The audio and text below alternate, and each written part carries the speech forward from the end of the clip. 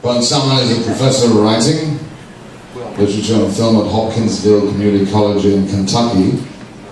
He is also associate editor at Posit, a journal of literature and art. He was born in Hof, Germany, in 1961 and emigrated to the US in 1969.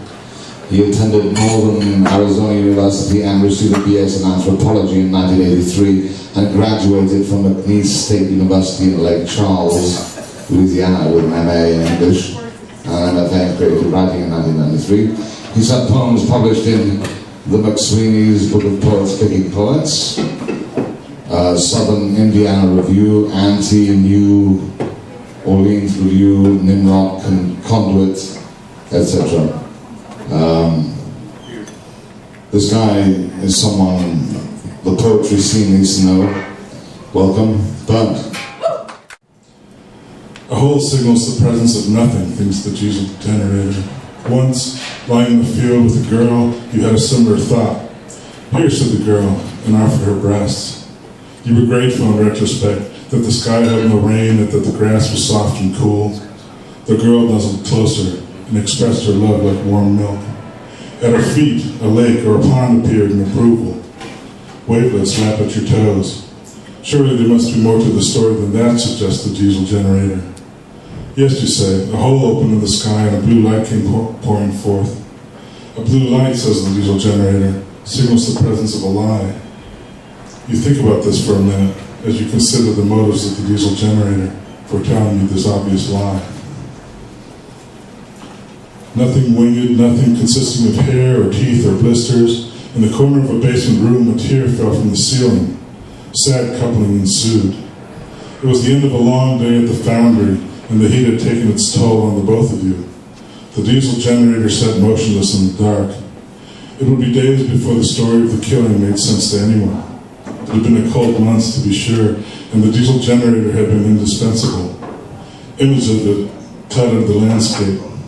Several winding paths ended at the base of the diesel generator. Here, even light succumbed to gravity. The rest was history. The rest was a study in trajectories. Someone is dead, says the diesel generator. Someone is always dead at the end of the day. During the night, too. If you know one man who is dead, you know two men who are dead. Several women, too, are dead. Out on the sidewalk is someone walking who is dead. The dead are singing. The dead are singing the national anthem of the dead in a voice not theirs. The dead are walking in a pair of boots that are not theirs, boots in which they cannot be buried. These words belong to the dead, says the diesel generator, and gives up the words, then lies down carefully to prepare for his own death, which will occur momentarily.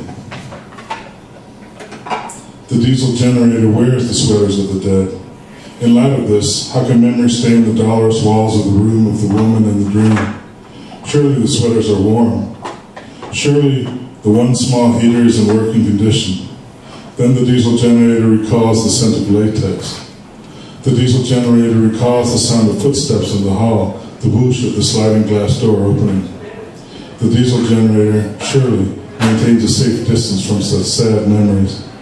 He recalls climbing the stairs, standing at the sink, opening the last vision of wanton lust. The door closing, again and again and again. The hand of a woman climbing up his leg. The dead man standing on the balcony. The moon rising over the mountain. The moon rising over the mountain. We are not silent. We play the cast iron flutes of the mythic. We are the sound, the source of everything good, says the diesel generator, and the source of everything bad. We leave the conversation there. An agreement has been reached. It is then the diesel generator remembers the fine carpet, the way it soaked up the sounds of water dripping. All water is not tears falling from the eyes of a woman in a basement room, the diesel generator reminds himself. All flutes are not the instruments of nostalgia. All things mythical are not mythical. But by then, the silence, slowly, has been soaked up by the silence. The diesel generator can read no further. There on a rainy day, an epiphany is reached, like a phone call to say that the items left in the attic have been sold at auction.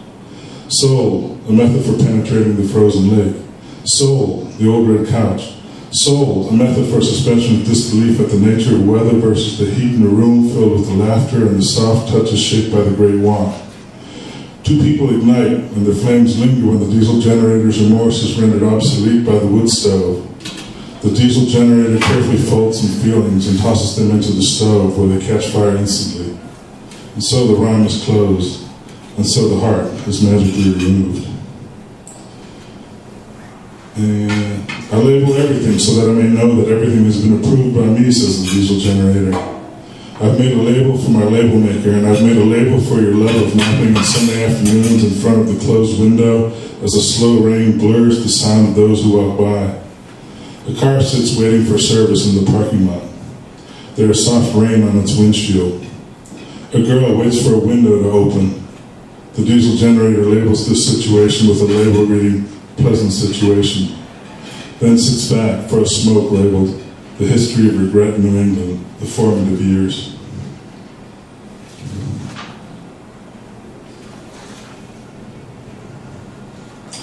And finally, pendulum.